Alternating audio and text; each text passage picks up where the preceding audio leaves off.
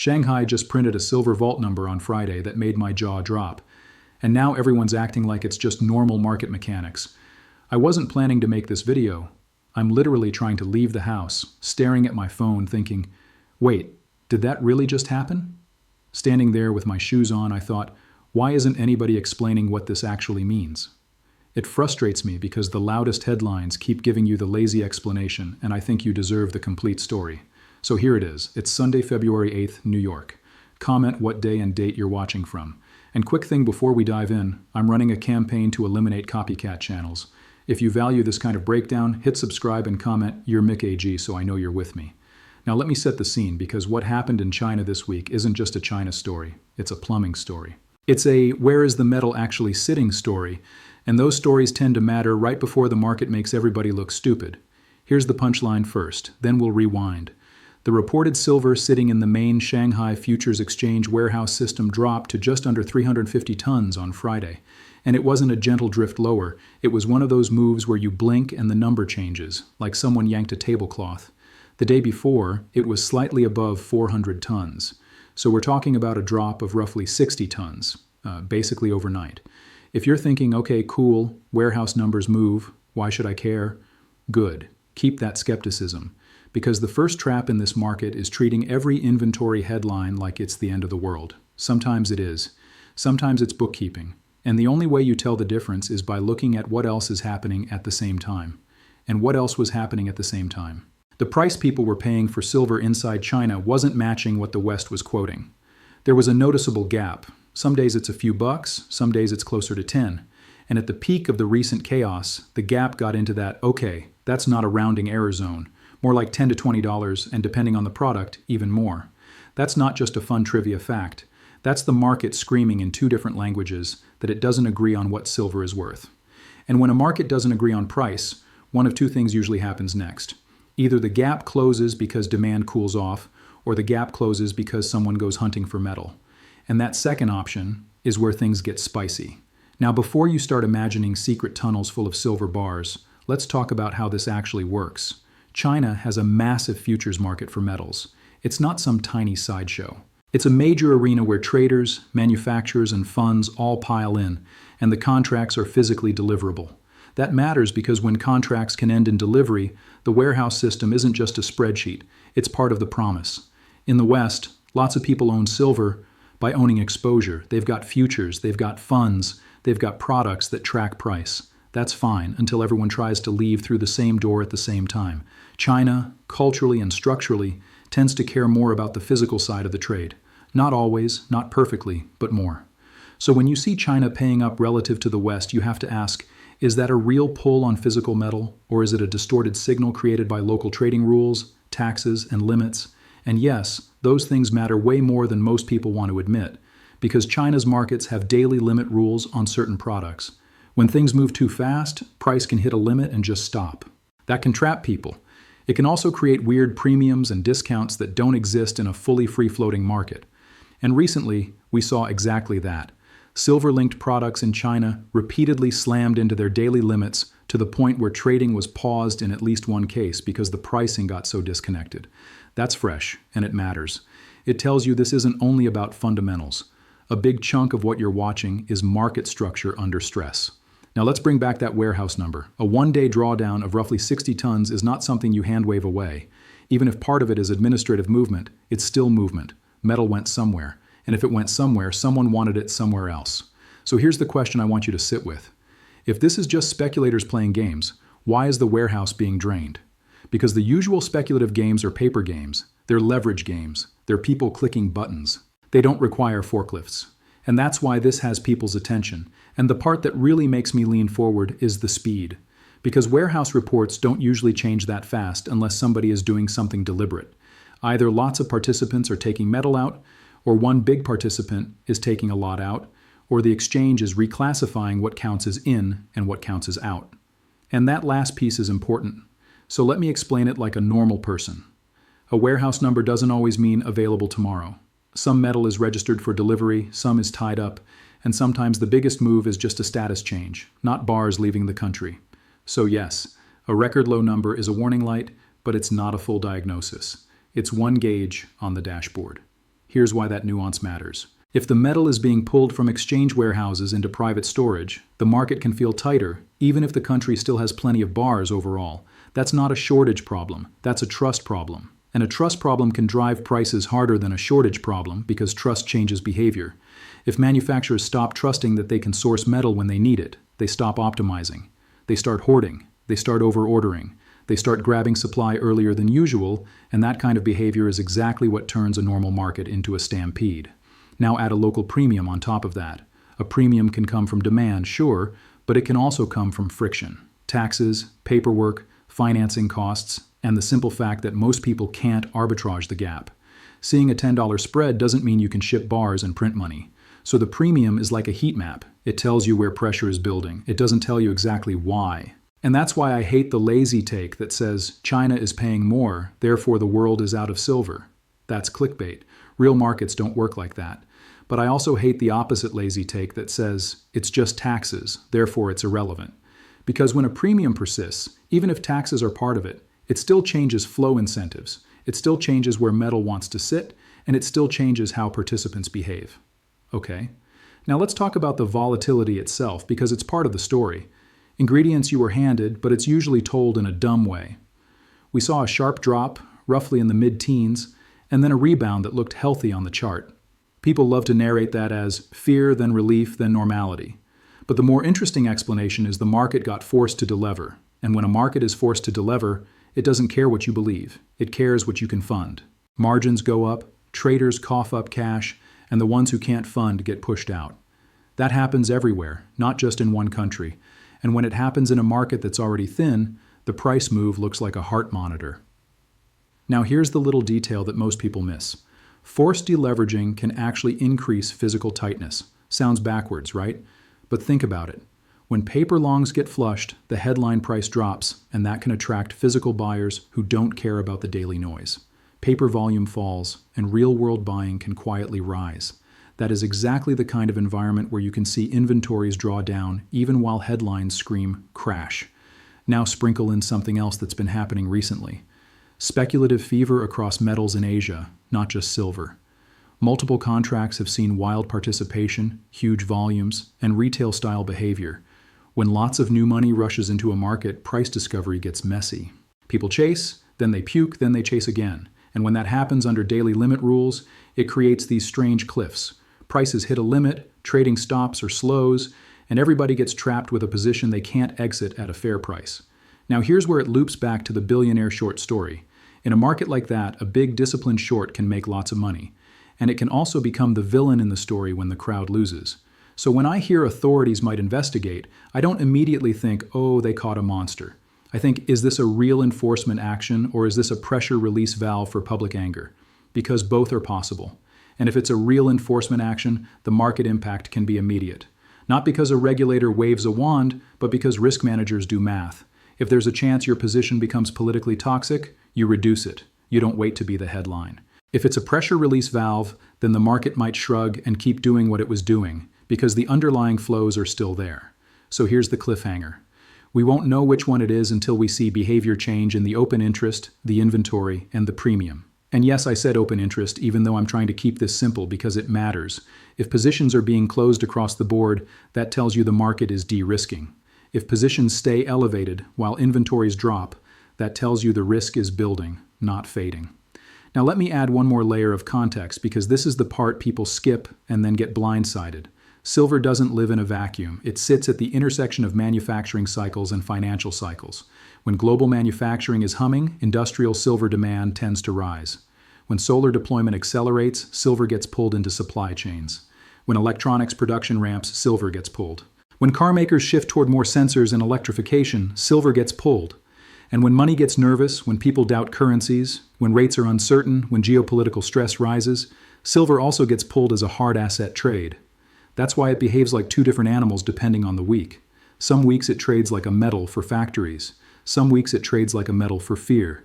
And right now, it's being yanked in both directions. On one side, you have industrial demand that has been climbing. Not because of a fad, but because modern infrastructure uses conductive materials. On the other side, you have speculative participation that can reverse overnight. So the real question is, which side wins in China? If it's mostly industrial pull, you'll see continued physical drawdowns and a premium that refuses to die. If it's mostly speculative froth, you'll see collapsing premiums, falling warehouse demand, and a market that goes quiet once the crowd gets burned. And if it's both, you'll see the most annoying outcome of all: chop, volatility, and sudden spikes that make everyone feel like they're late. And that's why the next week matters, because the next week will tell you whether the Shanghai draw was a one-off shock or the beginning of a longer drain. And if it's the beginning of a longer drain, the obvious next question is the one nobody wants to answer out loud. Where does China get the next bar from? Now, I want to make this practical, not just scary. If you're a long-term physical holder, the first job is psychological. Your job is not to get hypnotized by the quote. Your job is to understand why the quote is moving. If the underlying story is inventory is being drawn and the East is bidding up metal, then volatility is noise on top of a signal. If the story is speculators are fighting inside a limit-locked product, then volatility is the whole show. If you're a trader, the first job is risk sizing. Silver is not a market for ego. It is a market for position size and sleep. If the move is making you stare at your screen at 3 a.m, your size is wrong. And yes, I know everybody says that after the fact, but it's still true. Now, one of the most interesting little tells in this whole episode is that lots of the action in China looked retail-driven. When metal starts moving like a meme, you see the same behaviors. Huge inflows, products trading at premiums to what they actually hold, and then sudden halts when the machinery can't keep up. That's not a moral judgment. It's just a description. And when retail gets involved, it doesn't mean the story is fake. It means the story gets amplified. Retail can turn a spark into a bonfire. So let me ask you a question. Do you think this Shanghai stress is mostly real industrial pull, or mostly speculative froth that's leaking into the warehouse system? Tell me in the comments, because I want to see where your head is. And here's the second question. If you had to pick one signal to watch this week, would you watch the China versus West premium, or would you watch the vault inventory prints? Which one do you think is the real lie detector? Now, I also want to talk about the alleged short again, but from a more skeptical angle. People hear huge short and they instantly picture a villain. Sometimes there is a villain. Sometimes it's just a hedge for physical metal held somewhere else. Sometimes it's a spread trade. Sometimes it's a client position. Markets are messy. So here's the alternative interpretation. What if the billionaire short story is being used as a narrative umbrella for a bunch of unrelated things, like margin changes, holiday liquidity, and speculative blow-offs? That matters because markets love a clean villain. A villain makes people click. But the tape doesn't care about your villain. The tape cares about flows. And the biggest flow in this story might be simple. Chinese buyers were willing to pay up, and silver moved toward them. If that's true, you don't need a conspiracy to explain the warehouse drain. You just need a bid. And a bid in a thin market can do more damage than any rumor. Now, does that mean prices have to explode next? Not necessarily. In fact, one reasonable outcome is something boring. Silver chops sideways for a while, somewhere between the mid-60s and the mid-80s, because the market needs time to digest the leverage shakeout. That kind of range feels huge to normal investors. To silver traders, it's a Tuesday. But here's the catch. Range-bound markets are where the next big move gets built. They're where positions get reloaded quietly. They're where complacency returns. And then, out of nowhere, you get another inventory print, another policy whisper, another limit event. And people remember that silver can sprint, so what would make it sprint? 1. Sustained inventory depletion in Shanghai that starts pulling on global supply chains. 2. A renewed blowout in the China premium that doesn't fade after the hype cools. 3. Forced short covering, whether from risk managers, regulators, or plain old pain. 4. A macro shock, dollar moves, rate moves, risk-off moves that pushes investors back into hard assets. And that last one is where the fresh context matters, because right now the macro backdrop is not calm. You've got geopolitical tensions. You've got investors twitchy about central bank credibility. You've got huge government borrowing needs. And you've got commodity markets that have already shown they can go vertical and then fall off a cliff. That kind of environment makes people chase momentum and then panic at the worst possible moment. And silver, because it's smaller, becomes a pressure cooker. Now, I'm not telling you to buy anything. I'm not telling you to sell anything. I'm telling you that when you see a physical hub paying up and simultaneously drawing down reported stocks, you should stop scrolling and pay attention. Because this is how squeezes start. Not with a dramatic headline, but with boring numbers on a warehouse report that most people ignore, and then suddenly everybody's an expert. So let's walk through the mechanics one more time in plain English. If China is paying more than the West, there is an incentive to move metal toward China. But moving metal is not instant. It takes logistics, paperwork, and in some cases, approvals. Meanwhile, paper prices can change every second. So you can get a period where China stays expensive, the West stays cheaper, and the gap persists. That persistent gap can attract arbitrage, but only if the pipes are open. Now, what happens if the pipes are not fully open? What happens if exports are discouraged, or imports are slowed, or paperwork becomes the bottleneck? Then the gap can persist longer, and that persistent gap can keep pulling on whatever inventory is already inside the country, which brings you back to the vault drawdown. Now layer on top the idea that there's a big short position. If you're short in a physically deliverable market and the warehouse is draining, you have a problem. Your exit door narrows. Even if you never intend to deliver, the market starts to price the risk of delivery stress. And that risk premium can show up as higher local prices, more volatility, and sudden spikes. That's why this matters globally, not because Shanghai controls the world, but because stress in one node of a global market can change behavior everywhere else. Now let's talk about what you should watch over the next week specifically. First, watch whether the reported Shanghai inventory stabilizes or continues to bleed. If it stabilizes, the panic narrative loses oxygen. Second, watch whether Chinese silver-linked products keep hitting limits or whether trading normalizes. If limits keep getting hit, the dislocation stays alive. Third, watch for any official language around market order, investor protection, or abnormal trading. Those phrases often precede stricter controls, and stricter controls can force position changes. Fourth, watch the premium. Not the exact number, but the behavior. Does it mean revert quickly, or does it stubbornly hang around? And fifth, watch sentiment. When everyone starts saying it's over, that's usually when the next thing happens. When everyone starts saying to the moon, that's usually when the floor drops out. Okay, now I want to speak directly to the people who did well in the recent madness. Some of you sold into strength near the top, and you deserve the victory lap. Some of you bought earlier, and you're sitting on gains that still look surreal even after the pullback. If you're successful, share your success story in the comments so others can stay motivated. And for the people who didn't time it perfectly, welcome to being human. Silver is not a straight line. It's a staircase with missing steps. The key is not to confuse one violent move with the end of the story. Because if the Shanghai inventory story is real, and I'm saying if, then the next chapters are about sourcing. Where does the metal come from? Does it come from recycling flows? Does it come from miners reallocating shipments? Does it come from drawing down stocks somewhere else? And that's where the global piece comes in. Silver supply is not like oil supply. You can't just flip a switch and pump more next week. Much of silver production comes as a byproduct of other mining. That makes supply slower to respond. Recycling helps, but it's not a magic faucet. And industrial demand doesn't politely wait for your price chart to look better. So if China keeps pulling, somebody else has to compete, and competition is what moves price. But let me also be clear, none of this guarantees a straight-up rally. Markets can stay irrational longer than you can stay comfortable. They can shake you out twice before doing what you thought they'd do once. They can also resolve with a whimper if the premium collapses and the inventory draw was a one-off. That's why I'm not selling you certainty. I'm selling you awareness, because awareness is what keeps you from getting played by the next headline. Now I'm going to wrap this with the simplest summary I can give you. Shanghai's reported silver stocks dropped hard in a short window. At the same time, China's local silver price has been trading above Western benchmarks. At the same time, volatility forced exchanges to tighten margin and limit rules. At the same time, there's chatter about a huge short that could become a problem if physical tightness persists. Those are the ingredients. What the market bakes from those ingredients depends on what happens next. Whether the inventory keeps draining, whether the premium stays wide, and whether any large player is forced to change behavior. So keep your eyes on the boring data. The boring data is where the real story hides. And if you want more of these no drama, no fluff breakdowns, you know what to do. Subscribe so you don't miss the next update.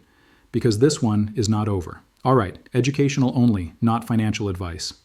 I'm sharing how I think about the information and the market mechanics so you can make your own decisions. I don't know your situation. I'm not telling you what to buy or sell. And you should always do your own homework or talk to a licensed professional before risking real money.